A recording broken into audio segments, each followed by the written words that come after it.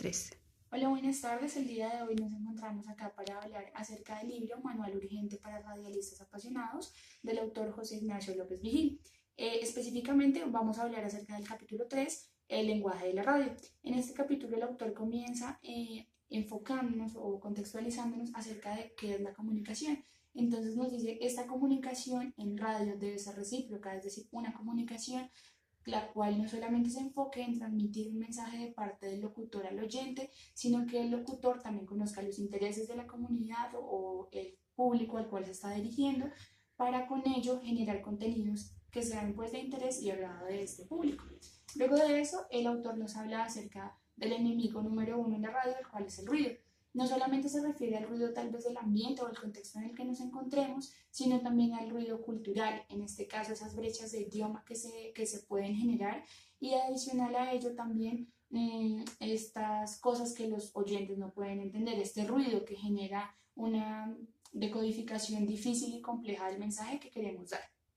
Luego de eso hacemos paso con respecto a los dos ojos y una boca. Esto hace referencia muchísimo a que debemos escuchar mucho más de lo que hablamos. Esto con el fin de, como hacía énfasis anteriormente, poder entender qué es lo que necesita o qué es los contenidos que quiere escuchar esos radioescuchas para poder brindar esto mismo. Luego de ello, hacemos referencia a la voz de la radio, que son básicamente tres voces, las cuales nos menciona el autor. Es una voz que es humana, es decir, la voz que nosotros expresamos, por la que hablamos. Está la voz también de la naturaleza, es decir, de todos los sonidos que contextualizan y dan como un cuenta del lugar en el que nos encontramos, y también la voz del corazón, que es un poco más de los sentimientos y los sonidos. El autor hace mucho énfasis en que debemos pues manejar las tres y debemos saber cómo estabilizar muy bien las tres. Adicional a esto, también tenemos algo pues muy importante acá y quiero hacer énfasis en ello, que es el silencio. Hay dos clases de silencio que nos menciona el autor. Una es el bache y la otra es las pausas. Los baches son aquellos silencios inesperados, no planeados, que generan simplemente confusión y complejidad para entender el mensaje, y las pausas son aquellos silencios que están cargados de sentido, que se hacen para dar a entender o resaltar alguna palabra o frase que estamos utilizando en nuestro mensaje. Eh, Transcurriendo con esta línea, tenemos también la primera sensualidad de la radio, que es la música. ¿Por qué la llama la primera sensualidad de la radio? Porque la mayoría de oyentes que nosotros tenemos y radioescuchas dicen, y una de sus mayores tal vez como gustos de la radio es la música. Entonces debemos saber seducir a nuestros oyentes precisamente con esta música.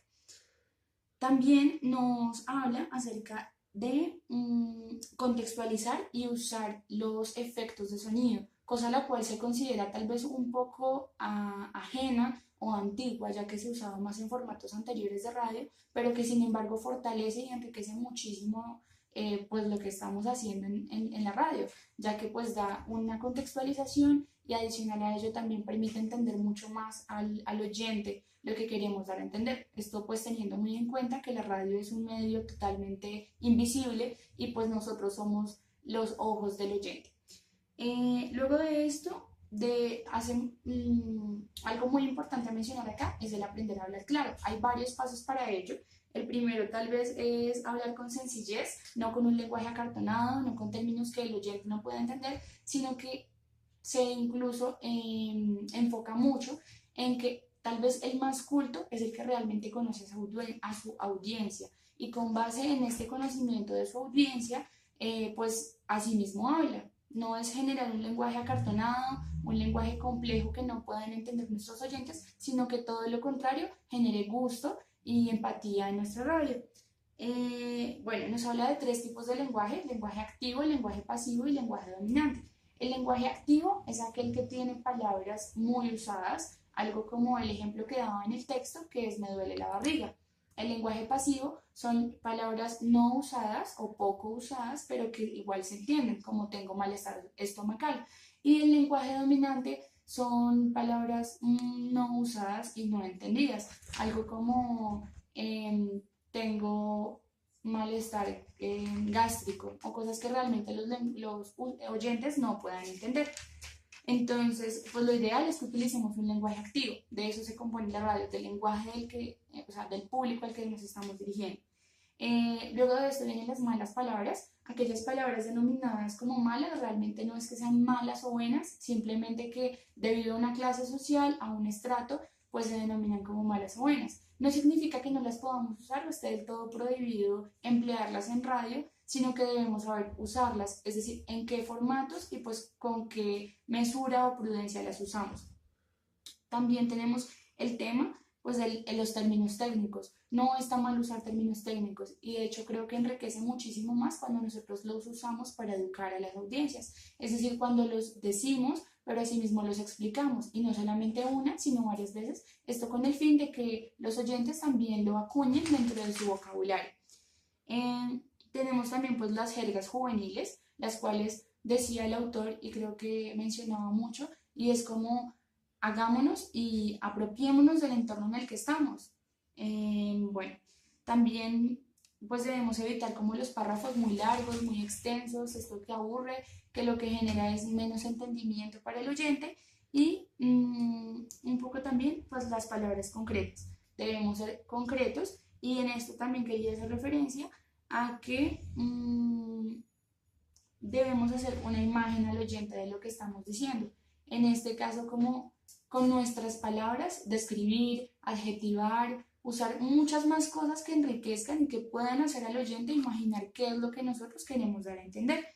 También están pues las expresiones regionales, las cuales a pesar de que se supone no se deben usar, generan mucha más diversidad en la radio y también pues dan mucho más. O sea, si estamos en cierta región y empleamos esas palabras es mucho mejor, porque en ese mismo lugar es donde se apropian de estas palabras y nos van a entender completamente. Tenemos las imágenes, que son las expresiones que se pueden hacer más visibles. Entonces, por ejemplo, cuando nosotros por medio de una expresión utilizamos un lenguaje que pueda ser mucho más descriptivo, pues enriquece muchísimo más. También tenemos las comparaciones y las metáforas, las exageraciones y los refranes. Básicamente no quiero pues ser muy puntual en cada uno, sino que entre los tres dan como a entender lo mismo. ¿Podemos usarlos? Sí, dependiendo del público al que nos estemos enfocando, como ya lo he pues, repetido a lo largo del video. Y también están pues las narraciones. Decía en el texto que es mucho más agradable narrar, contar una historia, relatar unos hechos, que simplemente exponer cierta información o dar una ponencia o un noticiero. Es mucho más agradable cuando relatas y es mucho más empático para el oyente, genera mucha más atracción y, pues para el mismo. Y pues bueno, esto es muy importante, son las preguntas, admiraciones y exclamaciones, que son cuando, por ejemplo, nosotros, así mismo como cuando escribimos o leemos, debemos usar estas expresiones y entonaciones y puntuación en la forma en la que hablamos, esto con el fin de dar a entender mucho mejor los mensajes y marcar o resaltar las frases. Por último, y pues ya para concluir el video, están las frases ingeniosas y el lenguaje no sexista. Entonces, las frases ingeniosas son aquellas que dan audacia, que dan a entender como miles de posibilidades que tenemos en radio para hacer mucho más enriquecido el mensaje que queremos dar. Y también el lenguaje no sexista, que es algo que a pesar de que es como muy contemporáneo dentro de lo que, o sea, en la historia, pues se debe usar, es como para no reforzar todo este lenguaje sexista que pues se da, no quiero hacer como mucho, no extenderme en ello, sino simplemente pues emplear nuevas estrategias que no refuercen este sexismo. Y ya para concluir me gustaría decir que tanto el capítulo como el libro en general ha aportado muchísimo porque sí, total, es una guía, es un manual, como lo dice el título, para pues nosotros que somos como locutores en formación y nos aporta miles de herramientas, porque incluso me gusta muchísimo tal vez ese componente que no se ve como muy visible, o sea, no es muy visible, pero sí es muy social, es un enfoque muy social y debemos tener muy en cuenta algo que hace mucha referencia, es cómo nos dirigimos y a qué audiencia nos dirigimos. Entonces, pienso que lo que más ha aportado es en eso, en darme una guía con respecto a eso social y cómo nos podemos enfocar por medio de la radio también en una construcción social diferente.